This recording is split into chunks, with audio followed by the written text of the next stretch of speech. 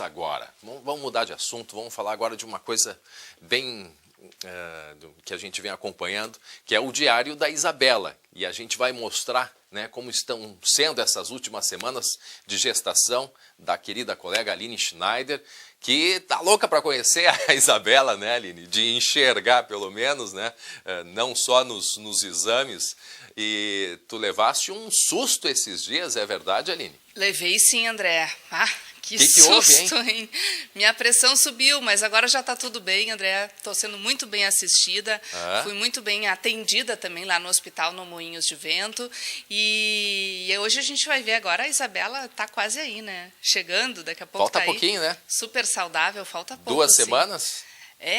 No máximo, né? Opa, olha só. Todo não, mundo diz, pode acontecer a qualquer momento, né?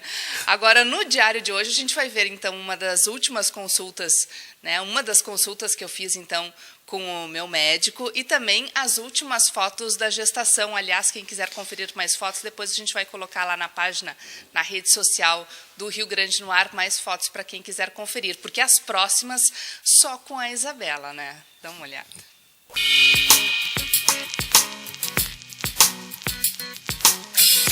Essas foram as últimas fotos da gestação e com o sapatinho vermelho.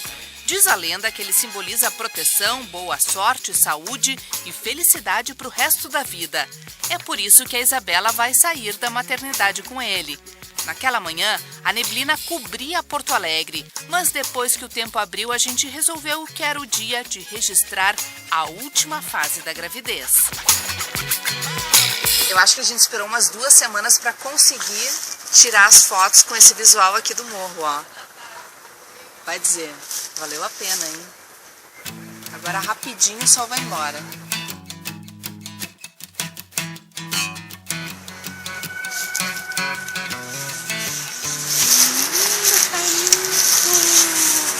E o resultado ficou lindo mesmo. O maridão, é claro, não escapou. Querido, fez pose pra foto e tudo.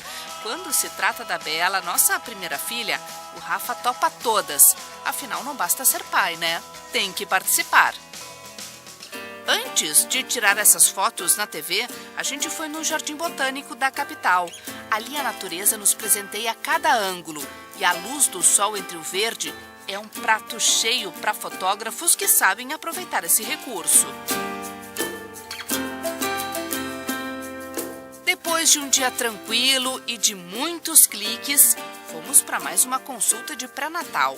33 de altura uterina. Isso é bom? É ótimo. Super bem. Seu neném pedindo presente. Tudo parecia bem. O tamanho da barriga, o coraçãozinho da Isabela, mas na hora de medir a pressão veio o susto. Olha, e que susto! Eu acabei de sair da consulta com o meu médico e a pressão estava alterada, estava alta. Durante toda a gestação eu tive a pressão normal. Antes eu tinha pressão alta, mas na gestação ela ficou normalizada.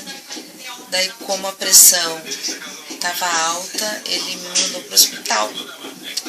E cá estamos fazendo um exame para ver como é que estão os batimentos cardíacos da Isabela e também possíveis contrações que eu tenha. E para ver como é importante a gente fazer pré-natal, né? Porque eu cheguei no consultório me sentindo super bem, não tinha sintoma algum. Quando ele me falou, vai ter que ir para o hospital fazer exame, talvez tu tenhas que internar, eu já fiquei toda apavorada, né? Agora esperar o resultado do exame. Foi um susto grande, eu confesso, fiquei bem nervosa em função dessa alteração da minha pressão, mas os exames deram tudo certo, meu médico me liberou, já estou em casa, agora eu vou ligar para ele amanhã para saber que providência que vou ter que tomar daqui para frente. É bem comum a pressão dar uma elevadinha no final da gravidez, né? Geralmente a pressão, ela tem um nível no primeiro trimestre, dá uma queda bem importante no segundo trimestre e volta a elevar no final da gestação. É diferente quando a gente tem uma pré-eclâmpsia, que é uma doença que também está associada com pressão alta, que é outra história que tu não tem, né? A gente tem que ficar monitorizando até se a pessoa não vai acabar tendo. Por isso que a gente vê pressão toda toda consulta, toda semana agora no final da gravidez. Por enquanto não tem nada, mas, por exemplo, se tivesse pré-eclâmpsia mudava um pouquinho de figura.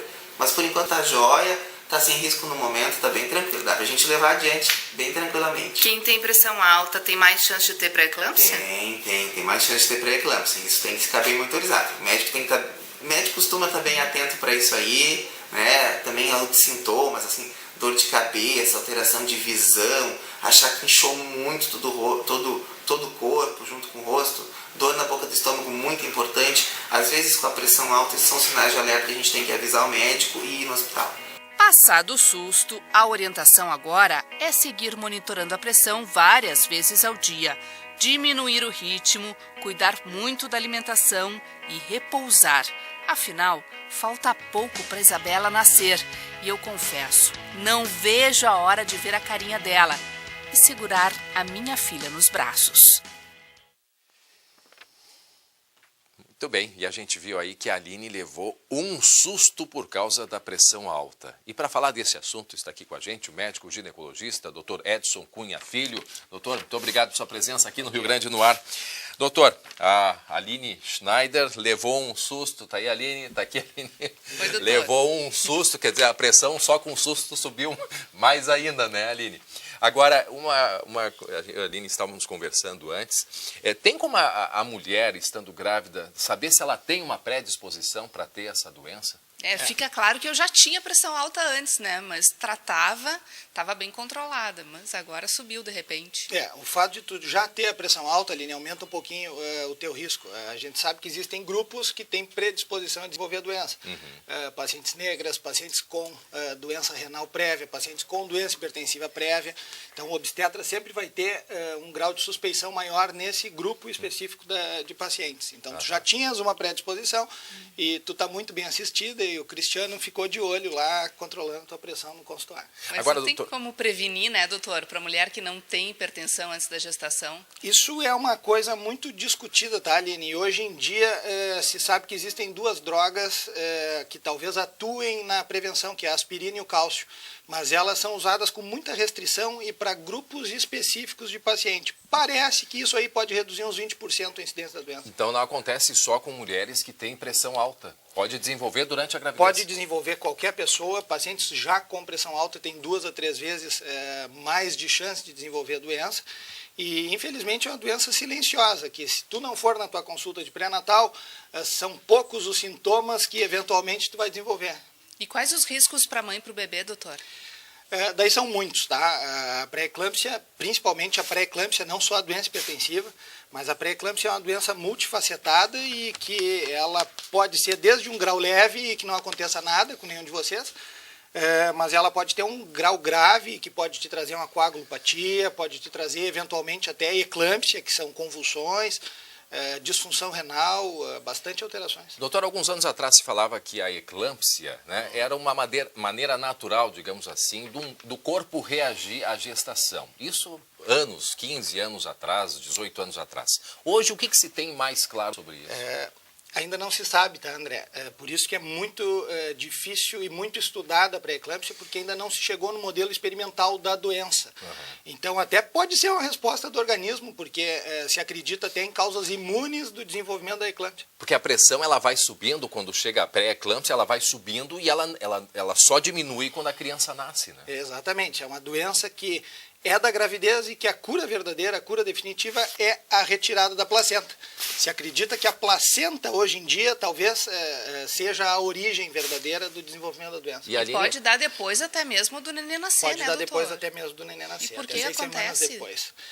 Porque o teu organismo ele fica com uma resposta sistêmica e mesmo depois tu ainda pode ter o desencadeamento da doença. Mas ainda assim traz risco para a criança? Não, para a criança não, daí só o risco mãe. É materno. Exatamente. E Aline, tu estás fazendo o controle, né?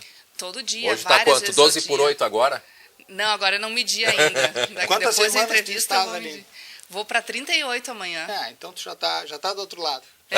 Agora é lucro, como diria o doutor Cristiano. Exatamente. Agora falta pouquinho, algum sinal, hein, Aline? Não, às vezes uma contração um pouco mais severa. Essa história dos sinais, né, doutor, é outra coisa que se questiona, porque é muito particular de cada uma, né? Claro. Eu queria chamar um pouquinho a atenção só de alguns sintomas de alerta, que se eventualmente as mamães estiverem em casa, corram para suas emergências ou entrem em contato com seus médicos assistentes. Sintomas visuais, eventualmente visão borrada, enxergar estrelinhas, que se chama escotomas, enxergar estrelinhas pode ser um sintoma de alerta que eventualmente pode até estar vindo uma convulsão, dor muito forte na nuca, eventualmente dor na região da boca do estômago, são todos sinais que eventualmente tu pode estar com a pressão elevada. Então tá bem. Joia. Doutor, muito obrigado pela sua presença. O doutor Edson Cunha Filho, médico ginecologista. Obrigado pelos seus esclarecimentos aqui no Rio Grande no Ar.